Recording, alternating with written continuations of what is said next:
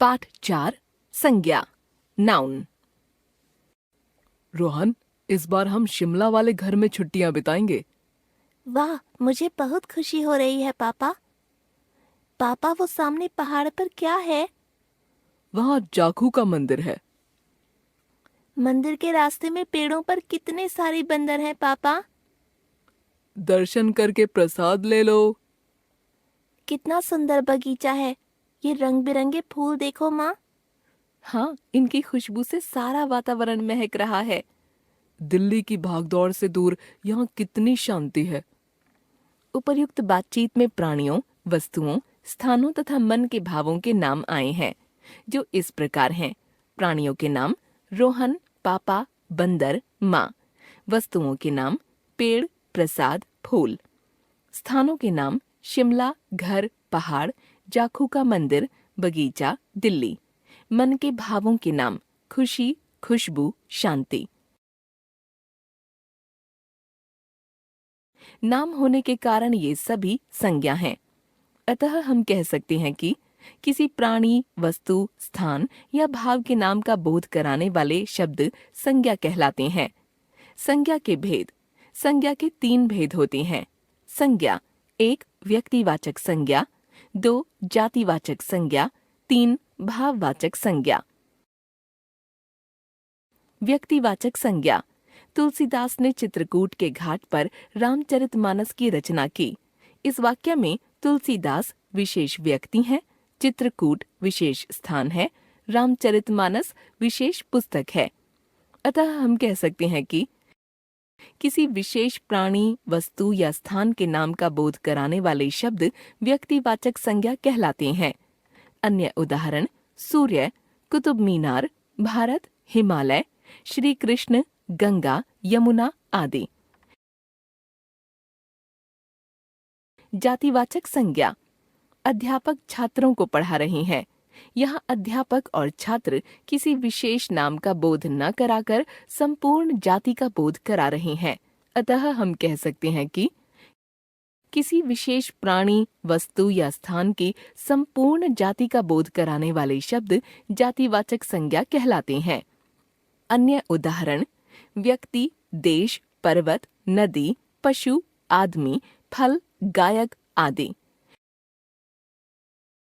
भाववाचक संज्ञा। खेतों की हरियाली मन को आनंद दे रही है। यहाँ हरियाली और आनंद मन के भाव हैं, जिन्हें हम महसूस कर सकते हैं। भाव से किसी प्राणी, वस्तु आदि के गुण, दोष, दशा आदि का ज्ञान होता है। अतः हम कह सकते हैं कि किसी व्यक्ति, वस्तु या स्थान के गुण, दोष, दशा, अवस्था आदि भावों का बोध कराने वाले शब्द भाववाचक संज्ञा कहलाते हैं। अन्य उदाहरण गर्मी, सर्दी, बुढ़ापा, प्रेम, अहिंसा, खुशबू, महक, वीरता, शांति, मिठास, थकावट, गुस्सा आदि।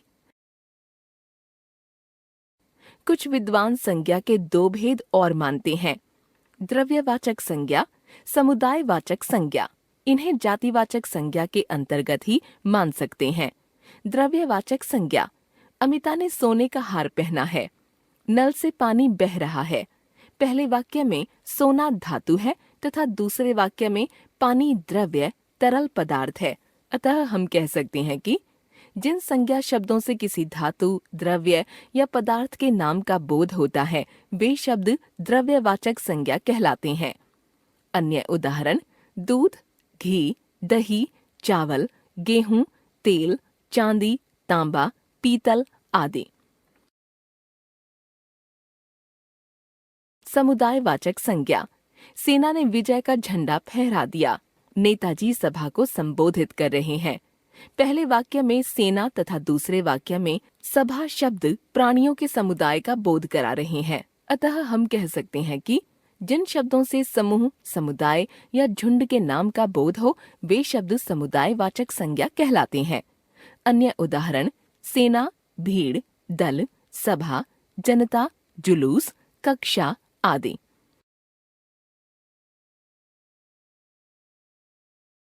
भाववाचक संज्ञा शब्दों की रचना। भाववाचक संज्ञा शब्द मूल शब्द नहीं होते। इनकी रचना जातिवाचक संज्ञा, सर्वनाम, विशेषण तथा क्रिया शब्दों से होती है, जैसे जातिवाचक संज्ञा से भाववाचक संज्ञा। जातिवाचक, भाववाचक। मनुष्य, मनुष्यता। दोस्त, दोस्ती। शत्रु, शत्रुता। मित्र, मित्रता। राष्ट्र, राष्ट्रीयता। पिता, पितृत्व। बच्चा, बचपन। माता, मातृत्व। बूढ़ा, बुढ़ापा। देव, देवत्व। सेवक, सेवा। शिशु, शिशुत्व। शैशव। सर्वनाम से भाववाचक संज्ञा। सर्वनाम, भाववाचक। निज, निजत्व। सम, समता। अपना, अपनत्व, अपनापन। अहम, अहंकार। मम, ममत्व या ममता। सर्व, सर्वस्व। स्व, स्वत्व। आप, आपा। विशेषण से भाववाचक संज्ञा। विशेषण, भाववाचक। एक, एकता। वीर, वीरता। मूर्ख, मूर्खता। कायर, कायरता। सरल, सरलता। शीतल, शीतलता। महान, महानता। गोल, गोलाई। लघु, लघुता। ऊंचा, ऊंचाई। उदार, उदारता। चौड़ा, चौड़ाई। सफल, सफलता। अच्छा, अच्छाई। गंभीर, गंभीरता। मोटा, मोटापा। चतुर, चतुराई। ठंडा, ठंडक। भूखा, भूख। गरम, गर्मी। प्यासा, प्यास। डरपोक, डर। मीठा, मिठास। बड़ा, बड़प्पन। बहादुर, बहादुरी। छोटा, छुटपन। हरा, हरितिमा या हरियाली। लाल, लाली या लालिमा। काला, कालीमा या कालापन। नीला, नीलिमा या नीलापन। क्रिया से भाववाचक संज्ञा। क्रिया, भाववाचक। पढ़ना, पढ़ाई। चलना, चाल। लिखना, लिखाई या लिखावट। हंसना, हंसी। रोना, रुलाई। खेलना, खेल। चढ़ना, चढ़ाई। मिलना, मेल। उतरना, उतराई। सजाना, सजावट। धोना, धुलाई। बनाना, बनावट। उड़ना, उड़ान। रुकना, रुकावट। देना, दान। सोचना, सोच।